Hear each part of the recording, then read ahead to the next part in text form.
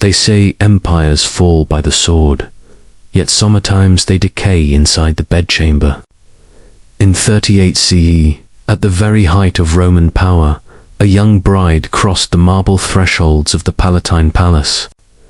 Her name was Valeria Messalina, only 15, selected to marry Emperor Claudius. A man more than twice her age, frail in body, yet laden with To the Roman public, this marriage sounded like a promise. A fertile empress of noble blood, a girl mind to embody virtue, bear heirs, and steady, a dynasty still haunted by Caligula's madness. Beneath the garlands of that wedding day, another tale had already begun to move. The one that would carve her name into memory as the most depraved empress in Rome. At first glance, Messalina appeared every inch ideal consort. Ancient chronocersus scribe a beauty Rome adored. Pelasgian, golden hair, and the thin aristocratic features that set her apart from ordinary women of the city.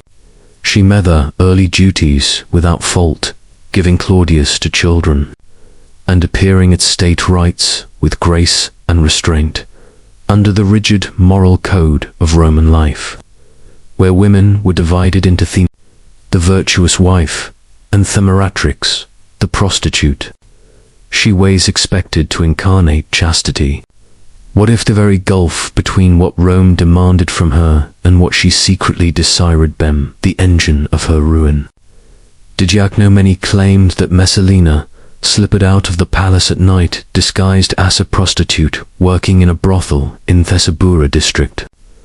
Tacitus relates that she pitted herself against Rome's lowest, determined to prove she could take more clients than any of them. Picture the shock of a senator, stumbling into such a den only to recognize the beneath grease paint and cheap perfume. It was not desperation that drove her. It was the thrill, the rebellion, and a compulsive urge to weaponize her sexuality against the society that idolized her purity. The brothel escapades were only the starting point. Inside the palace, she turned the court of Claudius into a theater of obscene. Picture the banquets, couches draped in silk, golden platters spiled with roasted dormice, and fig chivy with honey, wine spilling from jeweled cups. Senators reclined in anxious silence, while Messalina presided not as a dignified hostess. Butas, a master of ceremonies, summoning gladiators fresh from the arena, captives from distant provinces, venerable sons and daughters to amuse her with humiliating amusements. One whispered report claimed she once arranged a contest between herself and Rome's most famous prostitute, Sila, betting that she could outlast the professional in sheer endurance. At dawn, Sila collapsed after serving 5 men. Messalina continued, exceeding 30, her victory greeted not with applause, but with horrified quiet. Why did she do? Was it desire without limit, or something colder? A calculated way to control the empire's elite. Her targets stretched across every rank. Generals coerced into aristocratic women blackmailed into degrading acts. Thousands of senators dragged into her spectacles. Refusal was nearly impossible. Those who spurned her advances often met sudden ends. A tribune found floating in the Tiber, Annibal stripped of office overnight. The message was unmistakable. Rome's Empress did not accept denial, even for she staged ceremonies in mockery of Venus and Bacchus, first draping herself in priestly robes, then tearing them away, ordering participants to enact obscene rites in the name of the gods. For Rome, religion was the glue of empire, binding citizen to citizen and city to city. By corrupting it, she implied that she alone was the true deity in the palace, goddess not of love, but of domination. Imagine the emotional weak-age inside Roman homes. A senator's wife, humiliated in public, returning insolence. A daughter torn from her father's villa, reappearing days later with eyes that would not meet his dog Claudius himself. Often painted as weaker, simple, seemed unable or unwilling to stop her. Was he blind to her excesses, complicit by silence? Historians still argue, yet the result is plain. Messalina's name spread across the empire, not as a symbol of fertility and dignity, but as a curse. Even so, the empire carried on with its empress. Markets buzzed. Legions marched, chariots roared in the Circus Maximus. Rome's bright facade remained, while its moral core withered behind closed doors. Every whisper about Messalina scraped fascinates' authority. Every scandal weakened faith in the emperor's house, Rome. Once proud of discipline and virtue, watched its highest lady turned bawdry into a tool of policy. Therins on the Palatine still stand. Their fresco are faded, their columns cracked. Yet beneath the dust of centuries, her shadow lingers. The girl Bridehobe came the most feared courtesan of her time. Her story poses a question that chills across ages. What happens when one chosen to embody virtue crowns yourself with vice? Power in Rome was never only written in statutes or carved in marble. It was breathed in bedrooms, bargained over at feasts, and in Messalina's case, wielded through Thebedy of an empress. As the years of her rule unfolded, her appetites did not diminish. They grew bolder, more deliberate, and far more dangerous. What began as secret midnight adventures evolved into a machine of corruption that tangled Rome's most powerful men and women in a net of humiliation, Tacitus, Suetonius, and Juvenal, each with his own venom, chronicled They report that Messalina established what could only be called an imperial brothel hidden in plain sight within a lavish villa near the Campus Martius. This was not a house for it was an operation shaped with ruthless intelligence. Aristocratic when coerced under threat of ruin, were forced to serve at her side. Senators, generals, and merchants arrived under false pretenses, only to find themselves scamprise in ways that guaranteed their silence. Every whisper a confession, every trembling secret born in the heat of shame was recorded by her loyal attendants. Later accounts claims used that knowledge to blackmail entire families, securing wealth, governorships, and obedience without tracing a single legion. The small scenes of her reign are chilling. Picture a young noble woman dragged from her father's atrium and forced to act courtesan under Messalina's watchful eye. Imagine senators stripped of their togas, compelled into degrading displaced rivals who would later exploit their disgrace. One soldier who escaped the villa said the experience was worse than battle, admitting blood dries. Shame never does. This was Messalina's cruel brilliance. She learned that sexual humiliation could break men more completely than the sword. Her cruelty marched with spectacle. By the early 42nd CE, her gatherings were notorious, disguised as festivals for Venus or Bacchus.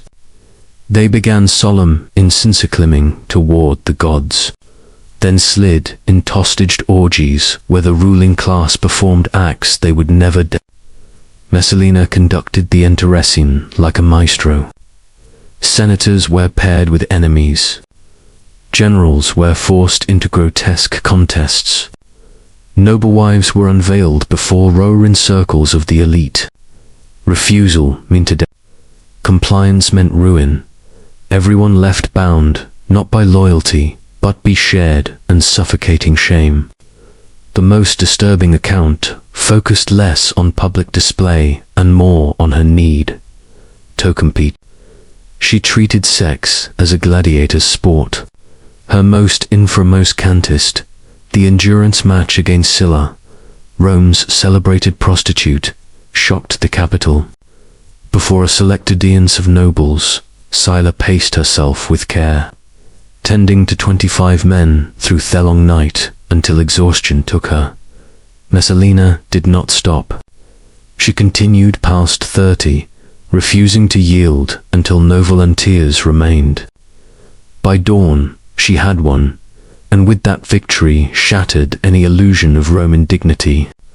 The Empress of Rome, wife to Claudius, had turned herself into a spectacle, reigning in degradation, not as disgrace, but as... Why would a woman raised in privilege, adored for beauty, and crowned as empress, embrace degradation as her highest pleasure? Historians search for answers. Some argue insatiable lust. Others point to a hunger for power.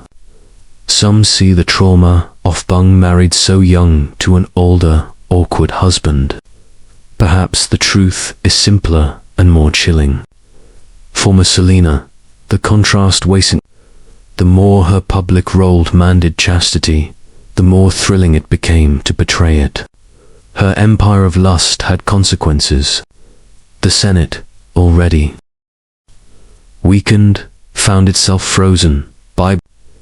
Governors were chosen not for ability, but for silence. Generals stood loyal not through honor, but through fear of exposure.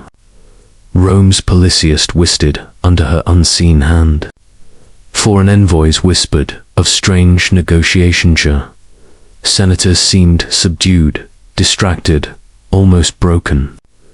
The empire's leadership was being consumed by one woman's fixation. Decadence breeds in. The soldiers, long tolerant of imperial excess, began to mutter. Loyalty frayed when rumors spread. Their comrades had been summoned to Messalina's villa and stripped of dignity before her guests. For men hardened by war, humiliation was worse than death. The barracks rang with whispers and curses that elsewhere would have meant treason. Her paranoia swelled, guards tightened, punishments grew harsher. The spectacles turned crueler, as if doubling the shame could strangle rebellion. Each act cut new cracks into the fragile facade of her dominion of desire. Rome had survived fire, plague, and invasion. Could it survive an empress who ruled through degradation? The breaking point arrived in 48 CE with an act so bold it still staggers historians. While Claudius was away in Ostia, Messalina stood a wedding, not a secret tryst or a private oath, but a full Roman marriage to her lover, the son. Priests attended, witnesses messaged, contracts were sealed. Every ritual Rome required stood in place to legitimize the union. By law, she was now married to sires, while still holding the title of empress and wife of Claudius. This was not mere scandal. It was open revolt. She stepped out of shadow into daylight. Her lust transformed into treason. What could have driven her to such madness? Did she believe Claudius would submit, that the Senate would yield, that Rome would accept her husbands for its empress? Or was it compulsion? The need to escalate until destruction was certain. What if its motive, the act, proved fatal? Loyal freedmen ran to inform Claudius. At first, he laughed. Sure, it was a... As proof accumulated, laughter turned to anger. The emperor mocked, and cuckolded finally moved. Claudius returned to Rome with soldiers at his... Messalina was found in the garden Ceph, the palace she had ruled like a goddess of vice. Ancient writers describe her last moments with cold clarity. She begged and pleaded, offered her children as hostages. When mercy didn't come, she tried to take her own life, then faltered. A soldier thrust blade home. The empress who had enslaved Rome through shame died not in grandeur, but in panic and blood. Her punishment did not stop at death. Claudius ordered her statues thrown down, her name erased, her memory condemned to oblivion. Damnio memorial. Yet Rome never forgot. The more they tried to bury her, the louder her legend grew. Stand in the Palatine ruins today, and the silence feels heavy. Visitors might admire the mosaics, yet the stones murmur of something darker. The brothel, the rebels, the blackmail, the forbidden Messalina's tale endures not because Rome wished it told, but because Yeet could not be silenced. In the end, her legacy is a warning carved at crescent. Empires do not fall, only they can collapse from corruption that ferments within their own walls. She proved that lust can be as destructive as steel. She showed Thatcham can bind men more tightly than kins. History closes her chapter with a truth as brutal as her life. Rome's most dangerous weapon was not the sword,